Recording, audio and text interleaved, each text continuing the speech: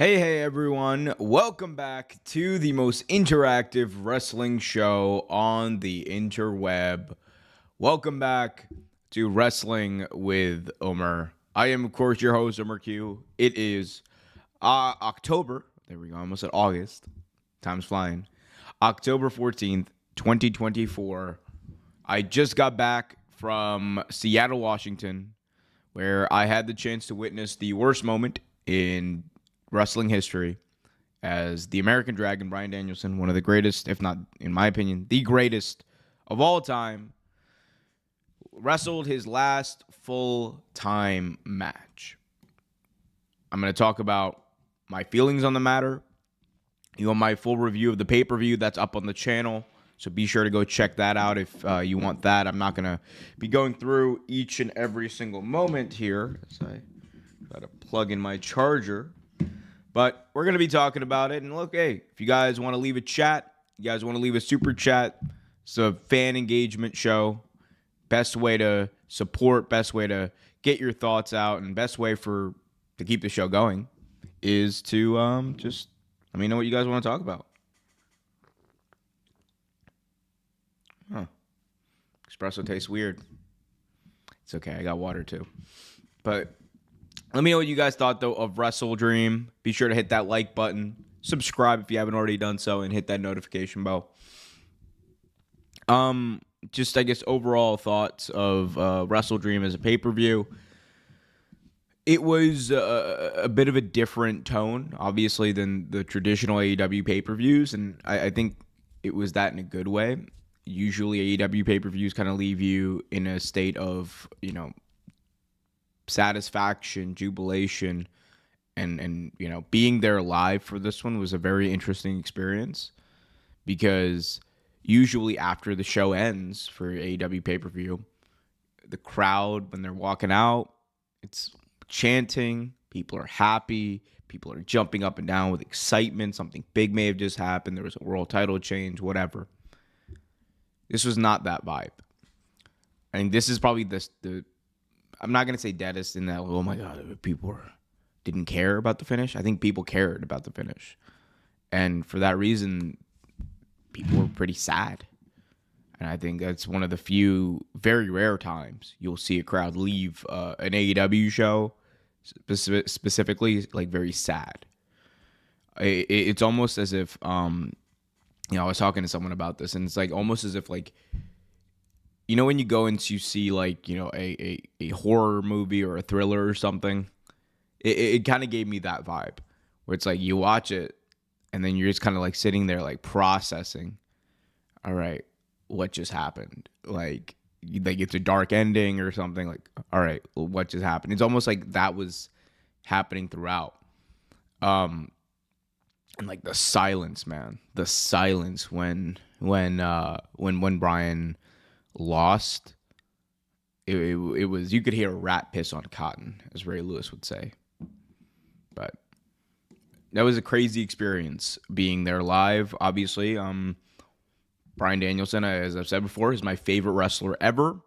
I think that being there was important for me as a fan, because, again, it's a guy who I grew up watching. It's a guy whose career that I have watched very closely, going back to 2009. And I talk about that a little bit more in my review, but obviously I know there's other things you guys want to talk about. We're also going to get into The Rock's status for WrestleMania.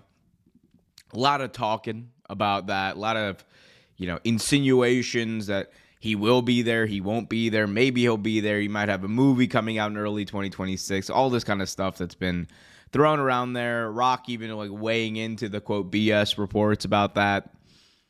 We'll talk about that as well. But guys, let me know what you guys want to talk about. Best way to, support and keep this show going is by leaving your chats, your questions, your comments, your opinions. Let me hear them. I guess like we can kind of just broadly get into like the ending, because like that's really what I want to talk about for Wrestle Dream, is the ending and what it means moving forward. I said earlier that this felt like, to me, like you were leaving like a horror movie or a thriller. I think, and I'm not saying it's a one-to-one comparison, so don't go, oh my God, he's comparing it to Marvel. Not doing that directly. But I would almost say it's very similar in principle to the end of Avengers Infinity War, because you had in that movie, right, Thanos, the villain, come out victorious, and half of the universe's population goes away. They're evaporated in an instant. Many of the characters we love, many of the characters we know, many of the characters, that really helped make the MCU into what it is, died off. And there wasn't a happy ending. It was just Thanos looking off into the sunset, knowing that he had succeeded in his master plan. And it's almost like, to me, this was AEW's version of Infinity War, because you had at the end a group in the Blackpool Combat Club not only victorious in their plan of taking the AEW title away from the American Dragon, but also taking the American Dragon away from AEW and its fans, and doing it with Wheeler Yuta, in a bit of a swerve here, turning on Bryan Danielson. No satisfactory ending. Everyone who came out to try to save him was too late. Darby Allin could only watch as they Pillmanized. Took that chair and it stomped his head in, broke his neck. They Pillmanized the American Dragon, Bryan Danielson, sending him off, not only ending his full-time career, but potentially, in storyline at least, ending his career in general. So it is a crazy state of affairs when you really think about it. But obviously, I know you guys have your questions. We got one from Wall Street Money. For some reason, it's not pulling up, but maybe that'll change as we go along here, guys. Wall Street Money says, farewell to the Dragon. Yeah, man. Being there in the building, as I said before, as a fan of Bryan Danielson, was very important to me. It was very important to me that I was there, and I'm glad I was there, because that was, that was a crazy moment. And, you'll hear a lot of people talk about Bryan. I'll get back to the AEW Civil War thing in a bit. But you hear a lot of people talk about Bryan Danielson as being their favorite wrestler, and I think that is true for an entire generation. Like, you have an entire generation of fans that saw Bryan Danielson from ROH to WWE to All Elite Wrestling. You saw that evolution. You saw the potential that he had back then and what he eventually became. And I think for a lot of people like me who did that and went on that journey and knew, like knew in their heart of hearts, Bryan is the best. And then I truly believe this. I don't think there's been a professional wrestling talent better than the American Dragon, Bryan Danielson. When you put that entire package together, I don't think anyone can lace his boots. That's not hyperbole. That's a take that I've had for a long time, and a take I will continue to have unless someone else takes that mantle. The only guy right now that I would put in that category as far as like overall package is probably MJF. But even then, I'm like, he just isn't Bryan Danielson. Like it's that intangible factor, right? It's that mythical intangible factor you can't calculate, you can't, count for in many instances. But Bryan had that. But obviously, that did end, but and it ended in a way that I don't think many people probably would have liked. I know I didn't, but it ended in a way it probably should have. Like, the best thing we can say about, what happened at WrestleDream was the ending left you in a feeling of not only dread, but also what is next. that is something that AEW, in 2023 was kind of missing. And it and I think that's been part of the issue with their TV and whatever, even though ratings are pretty good. Like, ratings are good, and they got a significant rights increase, and then they're going to be a profitable company. But regardless, it doesn't take away from the fact that, look, ratings have slipped significantly. Overall interest in the product has slipped significantly. They're not doing the marketing that it takes to get enough fans in the building on show day. And I think part of that issue has been not having like these storylines that people care about. Like, they had a chance with the Elite storyline, and that didn't go anywhere.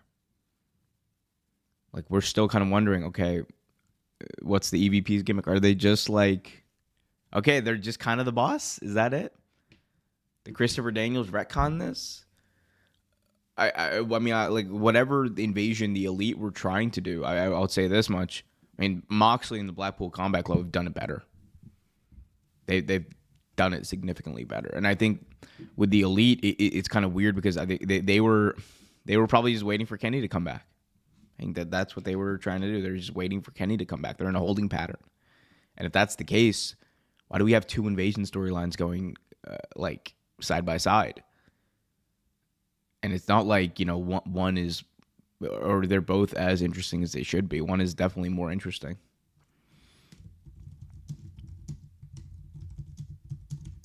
Yeah, so I don't know. It definitely is a weird one. For some reason, chat isn't working, but it's okay. But yeah, going back to I can still see your chats, but for some reason, it's just not allowing me to pull them up. Also, if it sounds like I'm a little subdued, I had a very long flight back from Seattle. It's like a 6-hour flight. Got home late. I'm tired, but I'm just trying to get the show in, hang out with y'all, see what's up. Let's see if we can maybe. Let's see if we can maybe do this. I'm trying to see if I can fix this.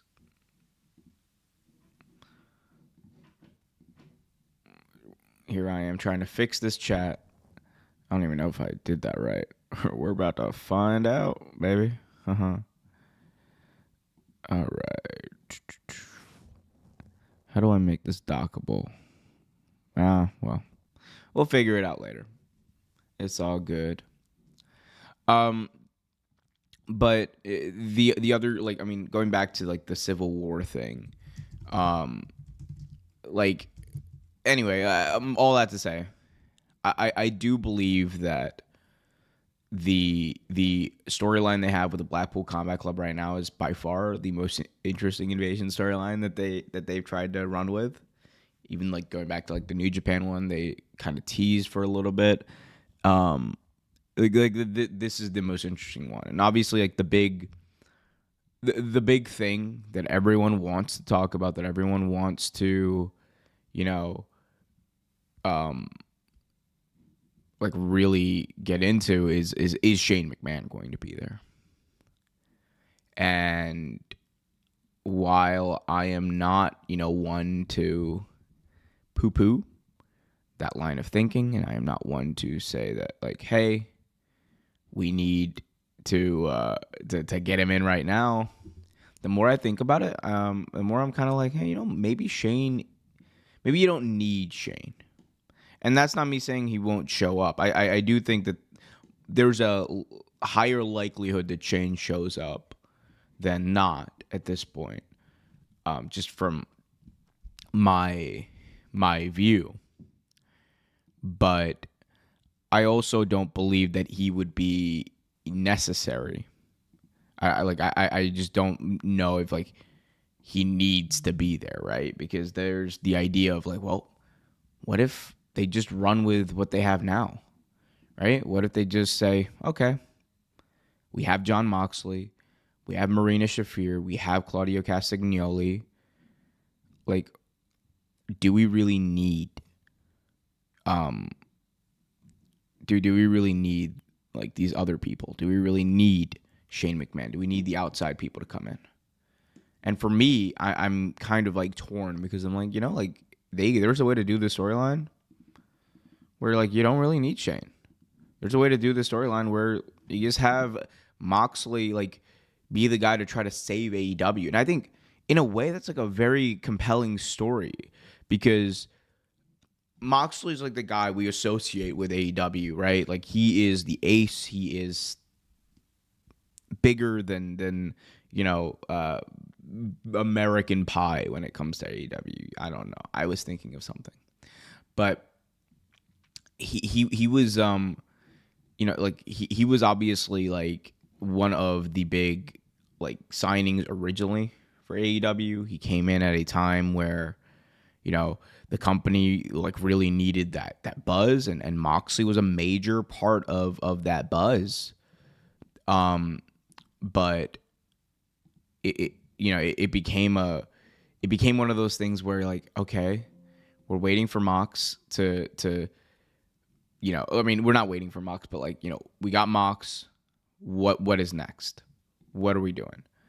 And I think what we're doing here now is we're working towards Moxley seeing the landscape of AEW change and change drastically. And again, this is why I think it's a better, more compelling kind of invasion angle than the EVPs had, because the EVPs said the right things in the beginning and then they just didn't cook. With Moxley and this stuff, I think he sees a landscape in the storyline, right? He sees a landscape of AEW that has changed.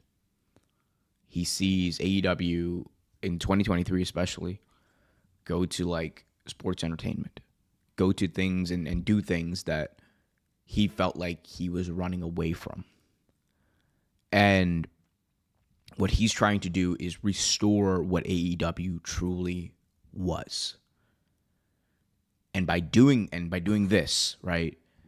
And like he justifies all of the bad stuff. Like he justifies going out there and basically trying to murder Bryan Danielson. He justifies the beatdowns, the hammers, all this stuff. He justifies it by claiming that he is doing it for the greater good. And if that is true, and if he really believes that, then I think that's very compelling. Because then you need someone on the other side, like a Darby Allin, like an Orange Cassidy, someone who's like stands for what AEW is, to take down Mox. Because at this point, Mox is like a false prophet, like saying all these things that many people believe aren't true anymore, at least, right? So I find something very compelling about that. I find something like very, I'm not going to say endearing, but like I'm no longer convinced, I should say, that this story needs Shane. If that's the route you're going, if you're going the route of like telling the story of Mox as like a spurned and really bitter veteran, seeing these young guys, like in his view, unable to take the mantle, and him being the only one worthy of that, I think he believes that only a worthy challenger can dethrone him. And I think if we watch Wrestle Dream back, if you watch that final shot, to me, it seems like Darby Allin is that guy. At least to me. It just seems like he's that guy. And obviously I know like there's a lot of like hullabaloo and hoopla about, other people. Ospreay obviously is likely going to move into the world title picture at some point. But sorry.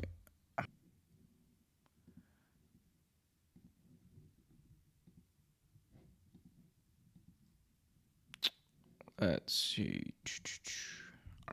Guys, let me know if we're back.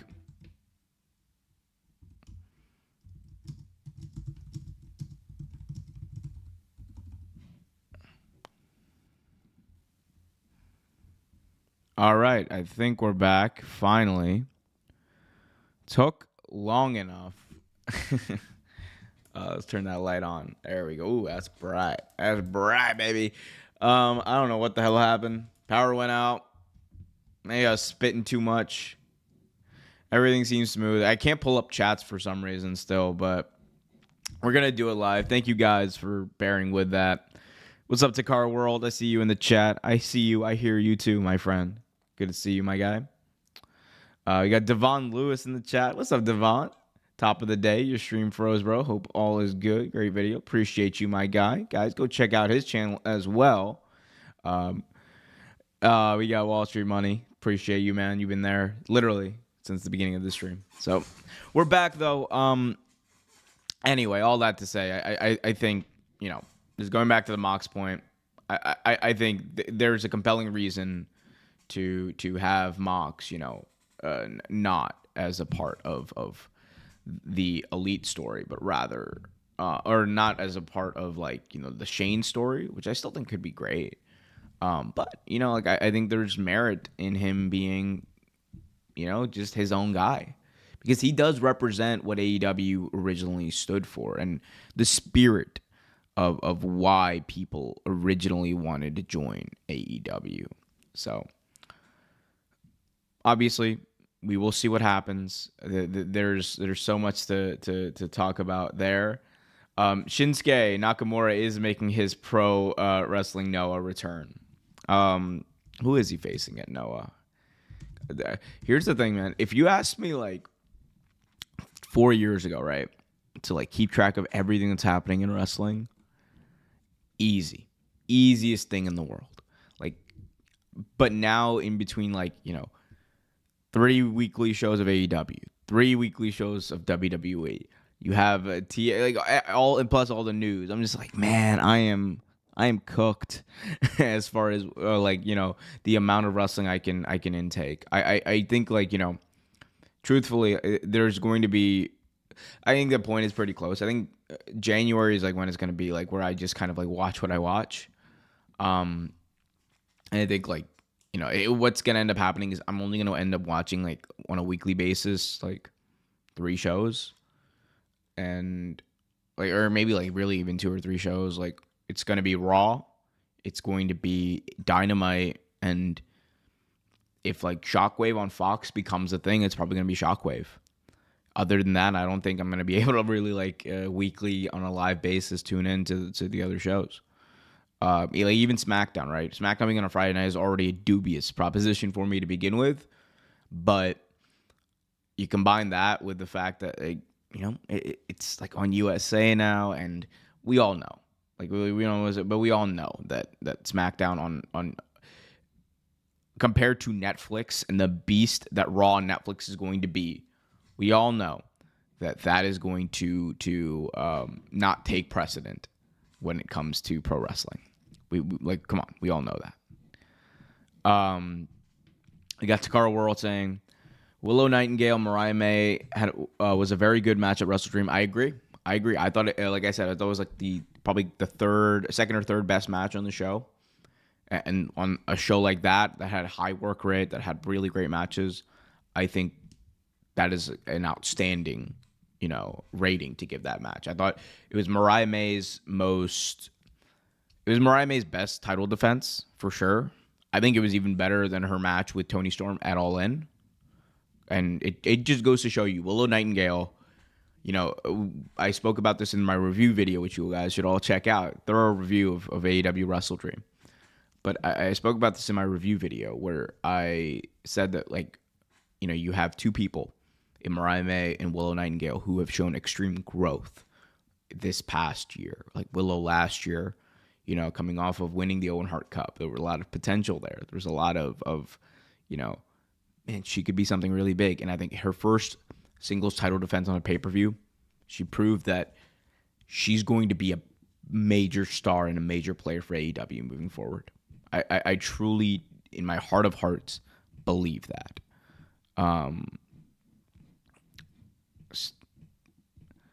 Let's see. I'm still trying to make this chat work. I don't know why it won't. But anyway, it is what it is. John Woodmass says Shane on screen. Shane is an on-screen talent like Bischoff and WWF would be a good coup for AEW.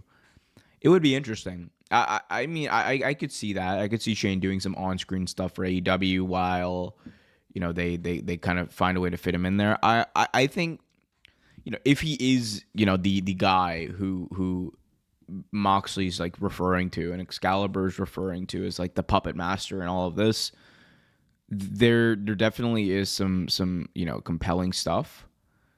That being said, how much, like part of me is like, how much should we really like take into it that he would be in that role? I don't know. Again, Wrestle Dream kind of threw me through a loop. I am not gonna lie when it comes to like what AEW is doing and what they should be doing, all that kind of stuff. Like, I still think like it's really good, but I'm just like, man. Now I'm like, is he coming in? Would it make sense for him to come in? Should Moxley be the guy? Like, that's what I'm thinking now. We have Takara saying rumors about an AEW draft yet. Nothing I've heard. Wall Street Money says MJF promo was really funny on the non-bidding war on Daniel Garcia. Hey, there was a little bit of a bidding war for Daniel Garcia. It's just WWE just was not going to pay him and set that precedent. I think for them, like TKO, WWE, they don't want to set the precedent of paying people what they're, or closer to what they're worth. We have, hopefully I'm not mispronouncing this, Sei in the chat. Sei. Let me know how to pronounce your name, sir. I'm so sorry. How does, maybe off topic, but I think after Kevin Owens finishes his feud with Cody, this is going to be a way for them to write him off because I don't see him coming back to WWE due to his contract. The Kevin Owens contract situation is very interesting. Owens' deal is reportedly up in Q1 of 2025. I believe that there is a very high likelihood that he will end up leaving. I think, AEW, right, is not only in a position that, they like, would very much love to have a star like Kevin Owens, but you're also in a position where this new TV deal, your budget for talent and reinvesting in your company is going to grow. And with that, you're going to get some insane offers. I think AEW is looking to reset the market on these deals. And what we saw with Swerve, what we saw with Daniel Garcia and others, that is just the tip of the iceberg. When you have a guy like Kevin Owens who's about to become a free agent, if he does hit free agency and if numbers are discussed, it's a whole new ball game of money we're talking about. And I think that in some ways is going to force WWE's hand, and that's going to force them to like reconcile with the fact that like they are not the only major player in town, and then that they're gonna have to pay these talent what they're worth. And I think I know that like that's something that if you like listen to like a lot of these guys and TKO talk, like that's probably not what they want to do. Like Mark Shapiro, he ain't trying to pay these people what they're worth. He's trying to maximize value, as he loves to say. And it's going to be interesting to see what happens. I will say, and this is a guess, reckless guess on my part, I would say that there's a majority chance, highly likely chance that Owens ends up going to AEW when his deal is up. I also just think like he's kind of done everything there is to do and everything that he can do in WWE as far as like his ceiling. And I think there's just more stuff to do in AEW. You have the fact that his best friends are there as well. You have the added fact that there's a lighter schedule. Kevin Owens is a family man. He wants to spend time with his family. I think there's, why'd you guys tell me there was like a little piece of string there? But I just see a lot of positives in that direction for him. But we'll see. At the end of the day, he needs to make that decision. My name is pronounced Shay. I apologize for that. Thank you for correcting me, Shay. Wall Street Money says, man, all these wrestlers are getting old. End of an era. Yeah. I mean, think about it like this. I mean, we heard Tanahashi announced that Tokyo Dome 2026 is going to be his last match, and he's going to retire. That's the same week as John Cena. Tanahashi, John Cena retiring in the same week. It's crazy, man. I mean, like the Bryan thing. I mean, shout out to Kenny Baum. He's going to have a vlog where I'm going to look like the biggest mark of all time because I'm like in tears at the end of Bryan Danielson's career. But yeah, I don't know. I just think that it is sad. It is very sad. Oh, wait, are we back? We are so back. We got the chats back up. There we go. There we go, baby. I fixed it. I don't even know what I did, but I fixed it. The chats are back. I can pull it up and interact with the people. Love to see that. Devon Lewis says, what's your take on the whole Invasion Civil War thing between the Elite and BCC? Where do you think the storyline's headed? AEW TakeOver? That could be an interesting one. What I would like to see is, like, you know, maybe if like Shane does come in, right? Let's say Shane comes in, and Mox is still on this path of like, we need to restore what AEW is. I think slowly but surely you'll see like the Young Bucks kind of like realize the error of their ways, and they'll be like, man, why are we allowing someone else to rewrite and restore what AEW is? We are AEW. Kenny Omega, American Nightmare Cody Rhodes, the Young Bucks. We started this company. The Elite started this company. Hangman Adam Page. We started this company. It wasn't John Moxley.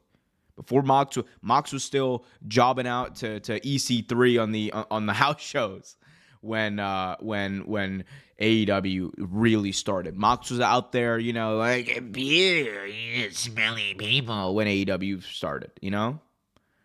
We'll see. Omer, you crazy, but I love you, brother. Always has. Your channel is the number one source beside Fightful. Shout out to Fightful. Look, I would not be able to do the commentary and the updates that I do without Fightful. Sources like Fightful, PW Insider, and you know, Wrestling Observer, all those guys. They are, you know, Pro Wrestling Nexus, Body Slam. I could go on and on and on, but like those are the people doing like the real legwork. I just talk about it. I'm a commentary channel. But I appreciate you, Takara. Like I do my best to you know, make sure I give you guys good information. And look, if I'm like just shooting from the hip and I'm talking about it, you'll know.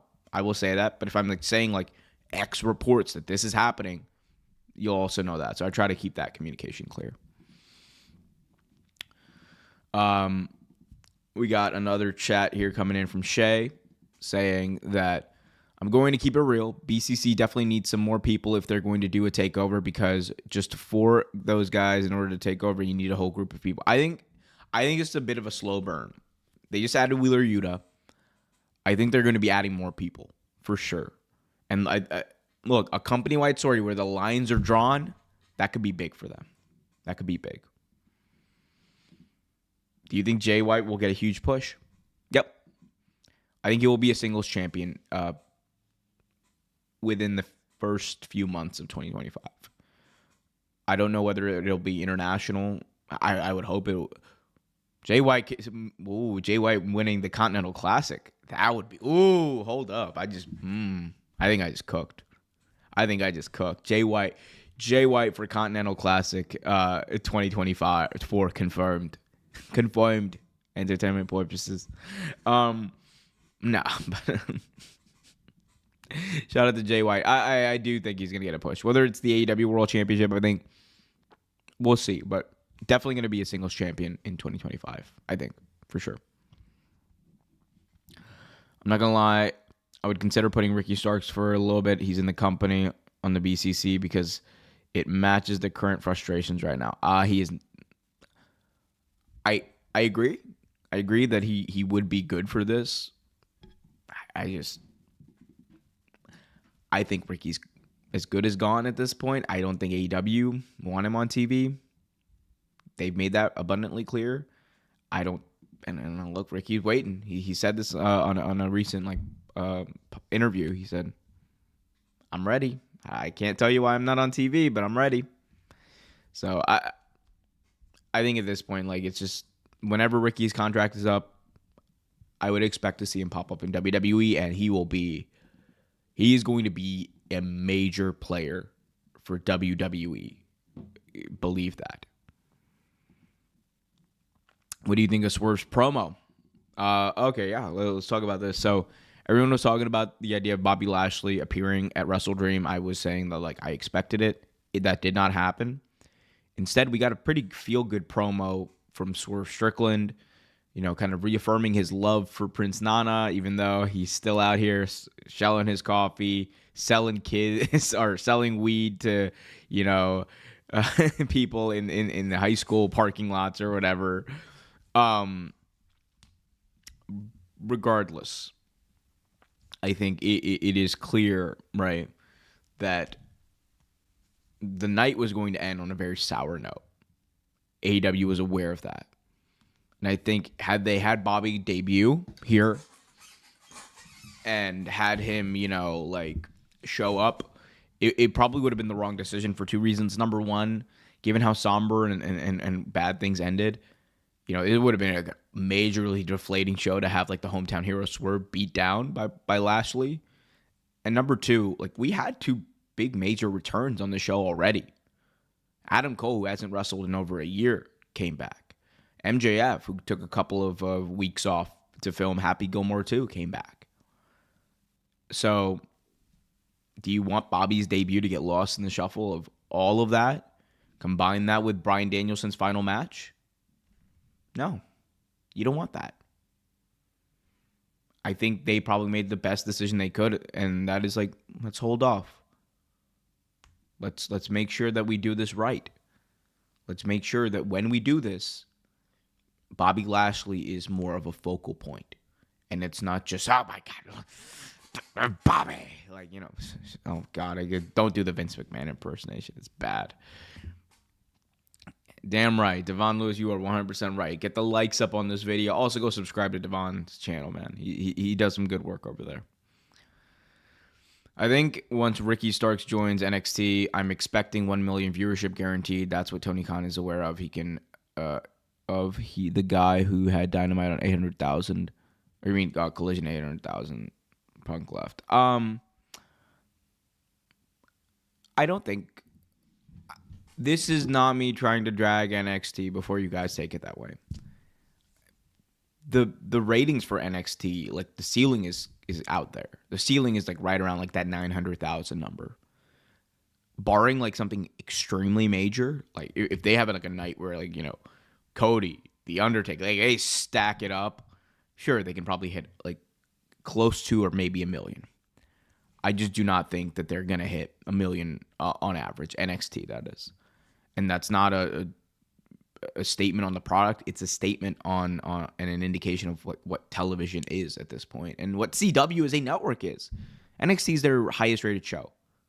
Like, CW's highest rated show of the year had something like 1.5 million. It was like the Teen Choice Awards or something like that. Like, come on. The network is what it is. It's a major broadcast network. It is in more homes than, USA Network was. That is for sure. And that is a major plus for them.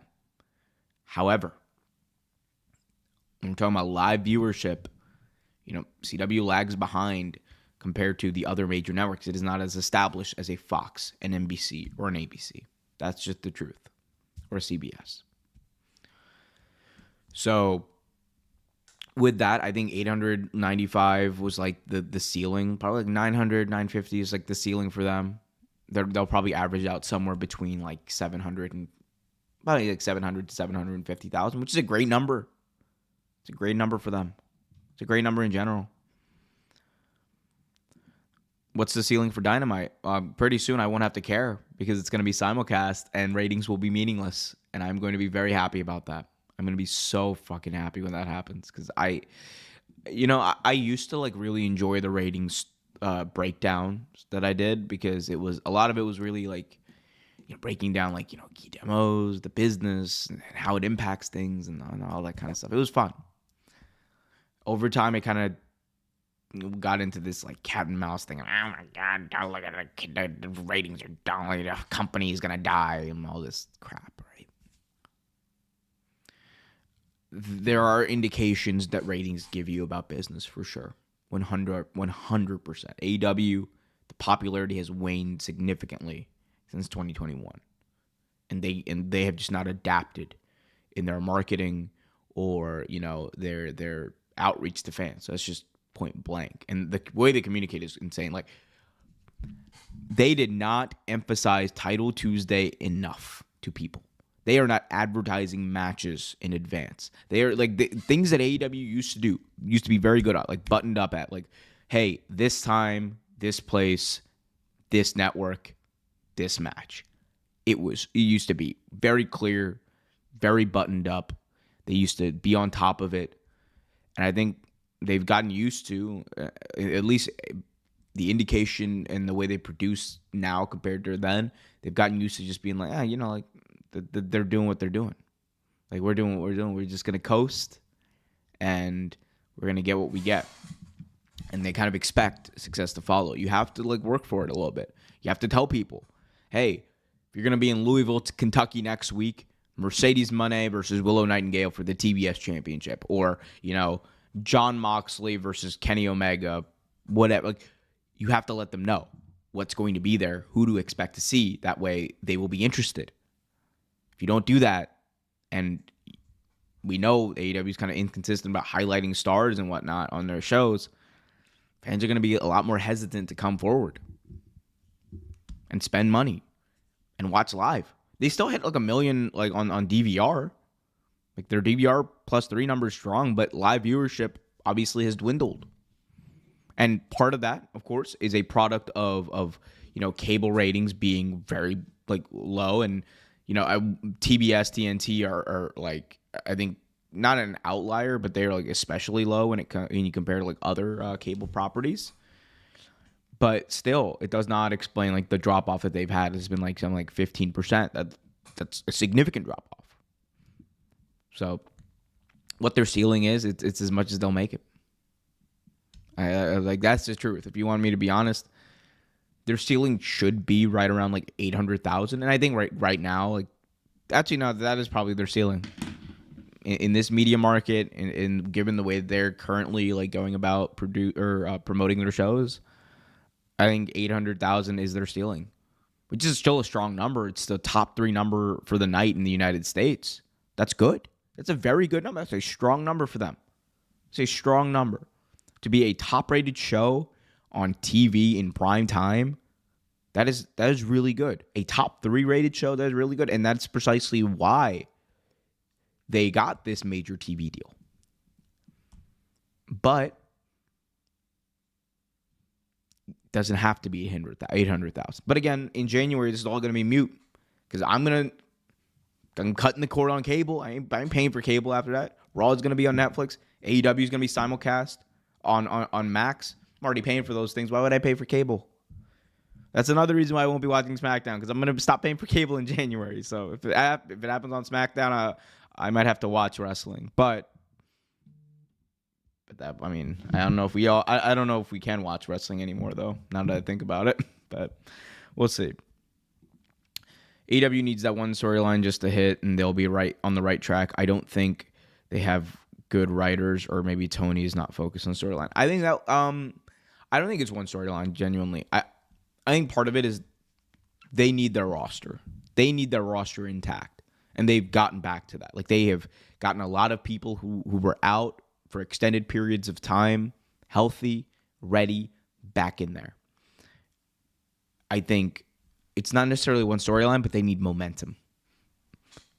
I think all the talk of Shane, all the talk of Bryan's last match, all the talk of Moxley in the story, that has certainly helped give them momentum. I think they just need to keep on going with it. Get Lashley in there. Start that kick-ass feud with Swerve. Get Omega back. Have him take revenge with, the EVPs. Build up to that big match with Okada that everyone wants to see. What's the next evolution of Hangman Page? where is Toni Storm? Why is she gone? And what's she up to next? Willow Nightingale, her rise. Like, there's so much story to tell, and they're doing a very good job of doing it. Again, I got blasted in the comments for saying that AEW stories are better than WWE's at the moment, but it's true. They're more consistent right now. If you're talking about, like, a couple of months ago, hands down WWE was better. But right now, especially after WrestleMania, AEW is doing a significantly better job. And they're doing a better job than they were even a couple of months ago. I will say until I'm blue in the face, that was it. There was a June show. It was like I think it was on Juneteenth. It was their lowest rated show of the entire history of Dynamite in their original TV slot at 8 p.m. on Wednesdays. And that show, to me, was the turning point, because not because of the rating. It had nothing to do with the rating, but the way they produced that show and the way that show came across, it felt like the old AEW in the way that they built it. They felt like, okay, back to business, back to what made it successful, back to the formula that worked. That is a major key for AEW. Tell stories, have your big stars out there, and advance them throughout the night. Someone said there's a new pay-per-view someone said there's a new AEW tradition to end a pay-per-view at attempted murder. I mean, look, we are 2 for 2 in that respect, because you got Wrestle Dream, and I mean, like, there was like 3 attempted murders in the past 2 pay-per-views. Because you had Swerve get, like, literally Hangman took his kill shot, bang, over his head. You had the 2 bags, for Mox and Brian. So yeah. Also, man, Scott D'Amore's new promotion is rumored to not just be an independent promotion. I don't know any much information, but Scott wants to make Maple Leaf Wrestling's company. Yeah, I think he could do a lot of good stuff with Maple Leaf Wrestling. I think especially in Canada. How do you watch live TV on Netflix? Because everybody's talking about we're just moving to Netflix, but it's going to be live. Yes, it's going to be live. Netflix has done a few live things, like they did the roast of Tom Brady live. It's going to be very similar to how Peacock, if you watch stuff on Peacock hypothetically, right, or the WWE Network, where when the show is live, it'll just pop up on Netflix. It'll just be there, boom, watch Monday Night Raw. It's 8 p.m. on a Monday. Watch it, and it'll be right there. 800,000 strong for top 3 on nights. Yeah, it should be more. I'm not gonna tell you it shouldn't be more. It should be more, and there's a way for them to hit 900,000, which I think not. If AEW was hitting 900,000 consistently, or if they were right around 875 or whatever, we would not be having this conversation. The fact that they're in the 670 to 700,000 range, I think, is why this has become a major point of emphasis and a major talking point. But again, I think part of the deal with this new TV deal is adapting. It's they know that streaming is around the corner, but we're all still kind of figuring out what exactly the future of that is going to be. And at the same time, people are cutting the cord. People are going to see streaming services. So you want to be where the people are.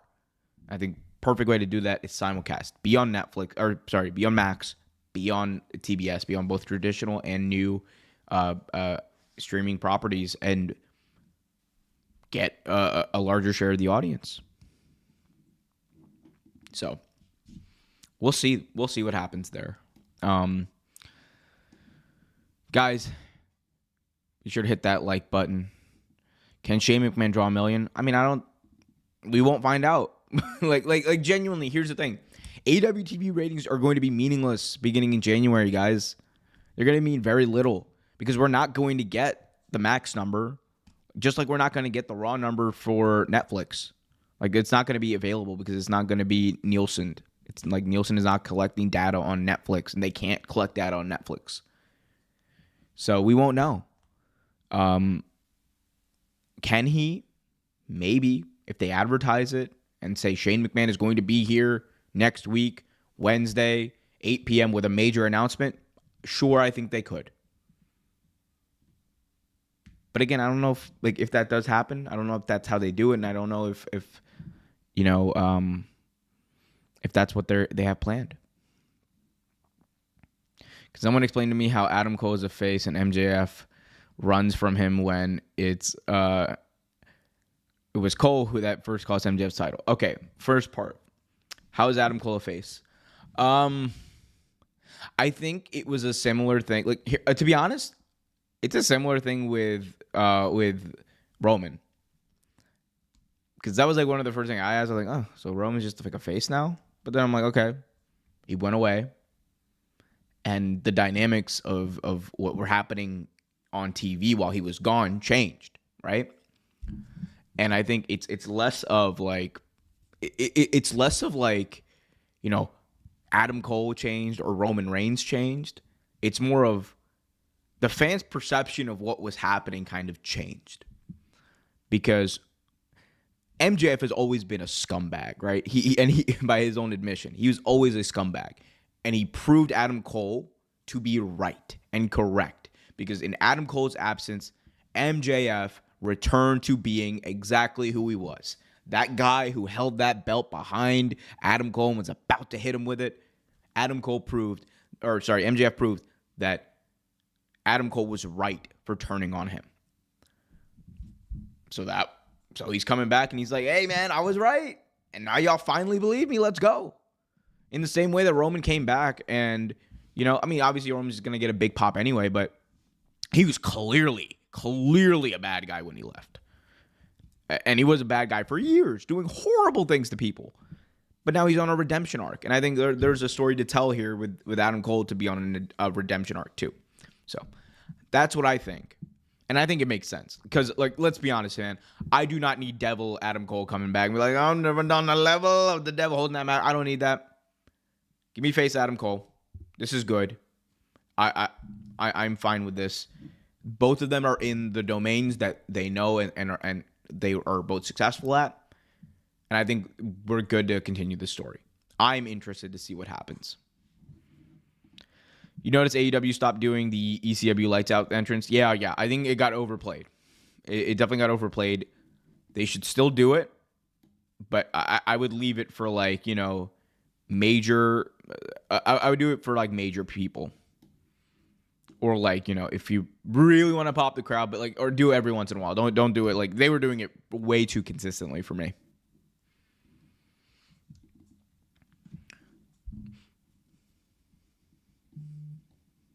Shane can't draw 1 million. Who knows, man? Maybe he will. Maybe he won't. Maybe we won't know.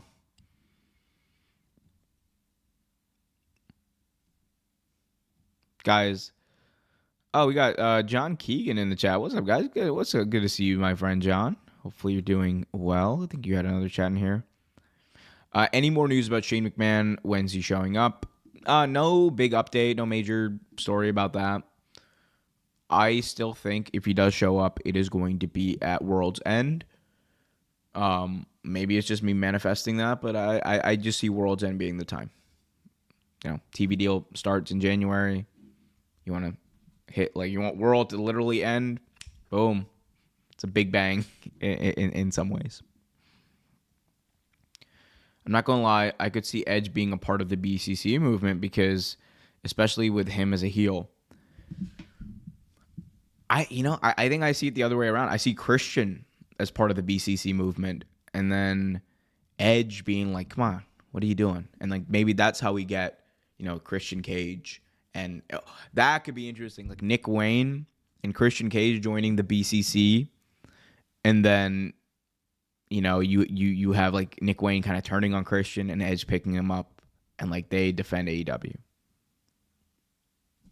I don't know. That could be cool. Shay in the chat says, everyone watch Dynamite this Wednesday. I got a big feeling that something unexpected is about to happen. Could happen. I mean, look, bare minimum, I want an explanation. I need to see what happened. Wall Street Money, in your opinion, has AEW missed on any pay-per-views this year?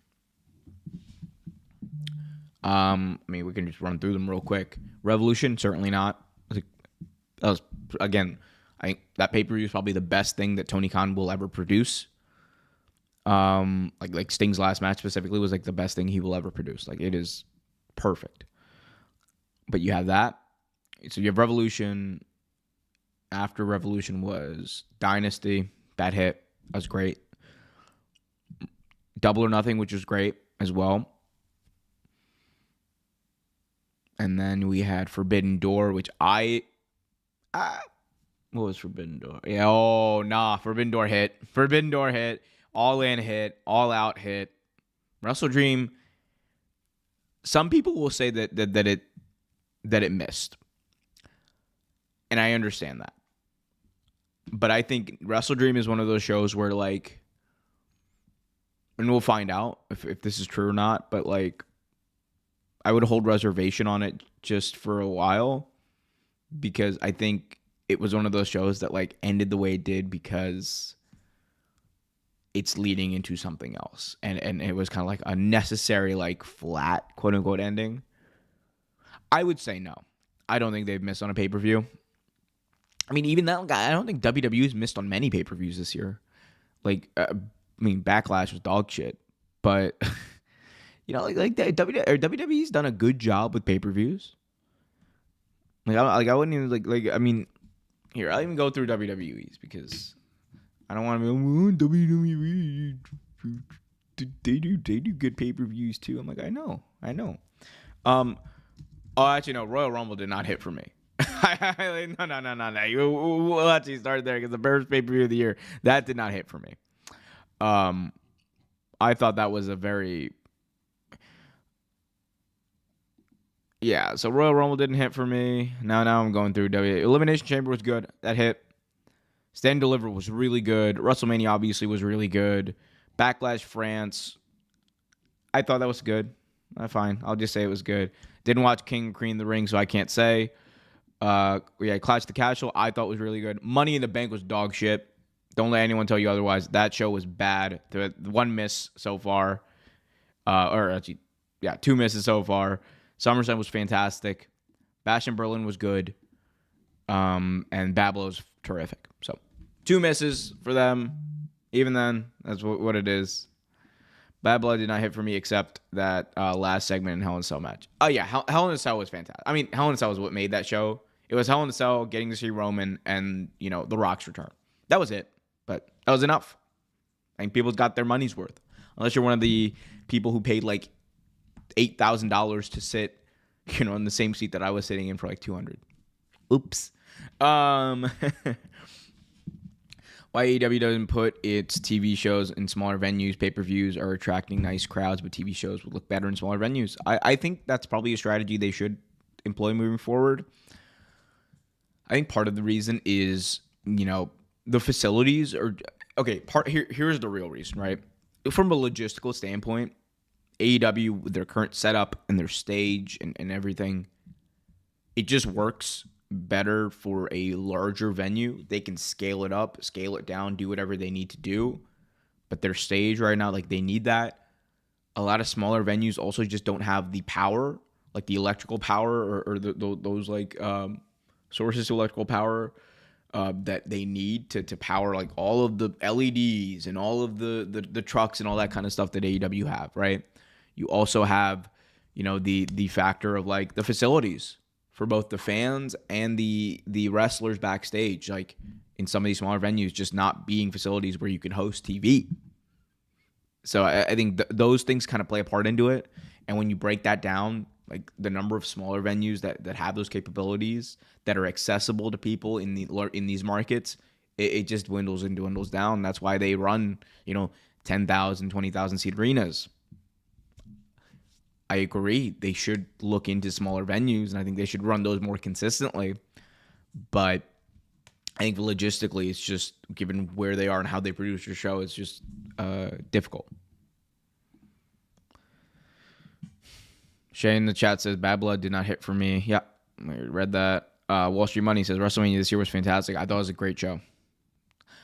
I mean, like, I still think one of WWE's best matches of the year was, they had a few really good matches that, from Mania, But man, like that Sammy Gunther match is one I watched back and I was like, that hit like different.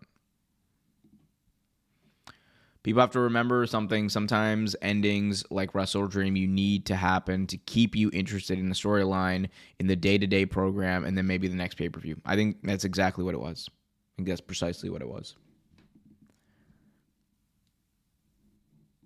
Appreciate you, Prashant.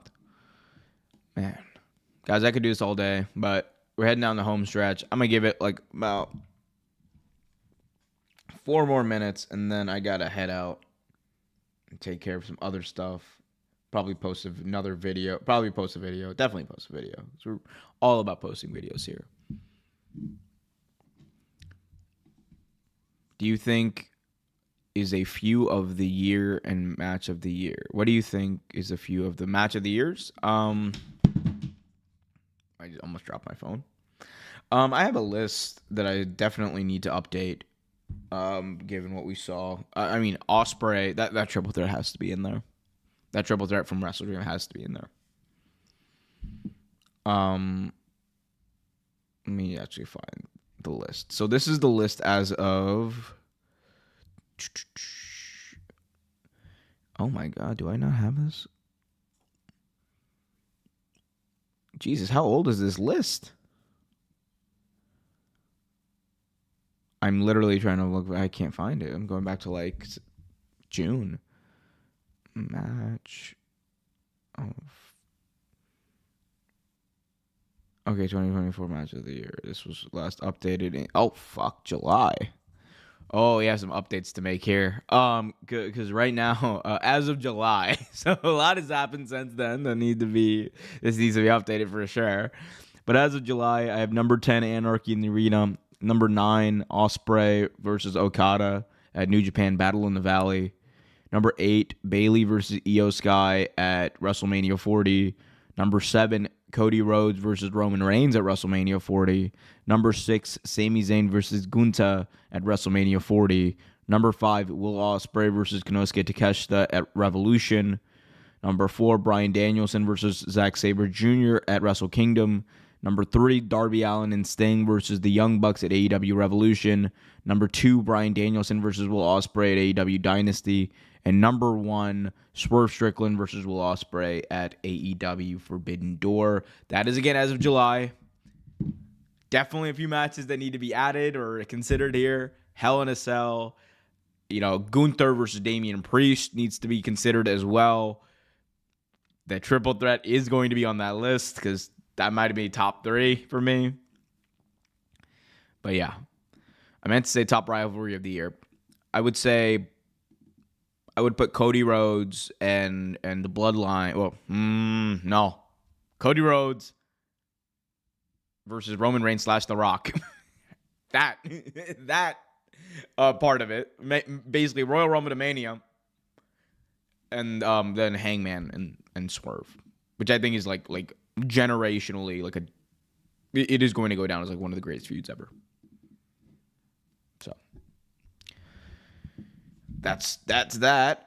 Guys, I've really enjoyed this. Thank you for bearing with the technical difficulty. I still have some fuzz right there I gotta figure out. It's just a shirt. It'd be like that. I'm off today. I'm tired. I'm gonna go take a nap and produce some more videos. But I appreciate all of you guys for tuning in, showing up, showing out. Oh, I didn't even shill this. But before I go, I do want to tell you guys quickly about our partners over at SeatGeek, who can help you guys get $20 off your first purchase if you use the promo code REALTAKE. Right. Promo code, here it is. Promo code REALTAKE. And you know what you get? You get $20 off your first purchase. So all you got to do, click the link in the description below. You download the SeatGeek app. If you're going to a wrestling show, if you're going to a football game, if you're going to a basketball game, whatever you're going to, SeatGeek covers it all. Concerts too. If you're going to a concert, you get $20 off your first purchase. All you got to do is sign up using the promo code REALTAKE. All the information is right in the description. It's right there as well. $20 off. It's basically a free $20. Why wouldn't you want it? Take it. It's right there. Promo code REALTAKE. Anyway, guys, I appreciate all of you. Rip for Leo Rush on Wednesday. Hey, man, I'm excited about Leo Rush on Wednesday. I can't wait. All right, guys, I'm going to head out. I'm really tired. I need to go take a nap. But again, I appreciate all of you. Thank you so much for hanging out with me today and bearing with the power outages and technical difficulties. Y'all are the best.